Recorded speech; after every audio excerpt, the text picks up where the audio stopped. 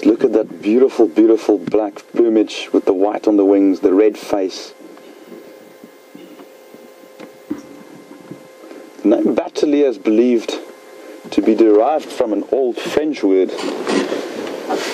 that reminds of the word for a tightrope walker or an acrobat. If you look here, its wings extend quite far down. It's almost as if it does not have a tail. It does have a tail, it's just very, very short. And this does occasionally destabilize it in flight, and you often see it self-correcting it in flight, swinging and balancing very much like a tightrope walker would do. So it is somewhat descriptive.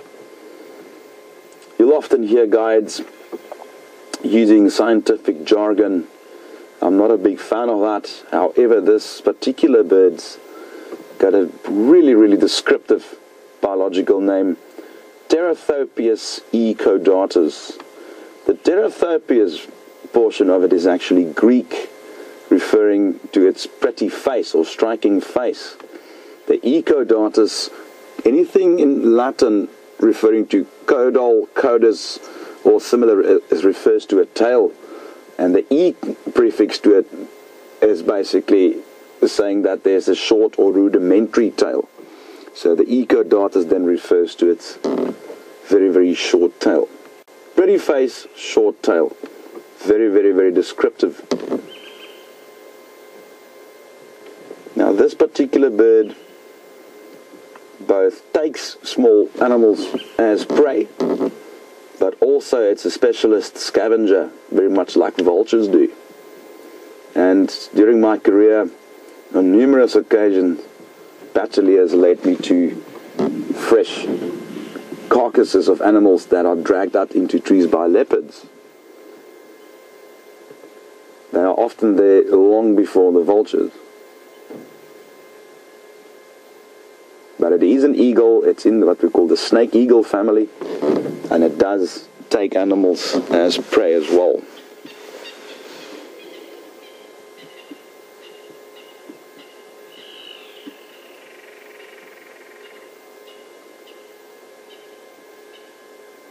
I remember yesterday there was a question or two about animals being monogamous. This is another example of a monogamous bird that pairs for life, which is the case usually with most raptors. These guys usually breed late April, early April, which are much later than other eagles, which usually breeds early summer, or at least the ones that does breed here in South Africa. Quite a number of our eagles are migratory birds. Just have audio and some lions roaring. I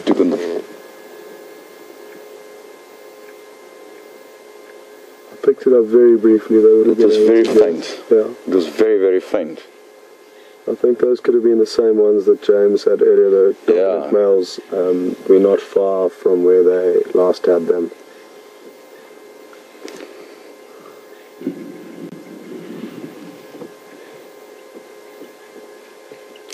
Just got an update that James is still trying to find them.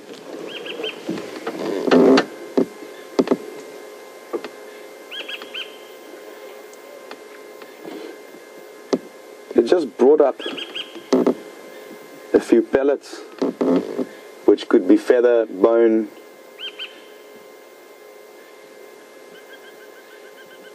maybe the claw of something, which is very typical with raptors. Bear in mind, they're flesh eaters, and often they might ingest small pieces of bone and hair or feathers, even in the case of consuming other birds. But definitely one of my favorite, definitely.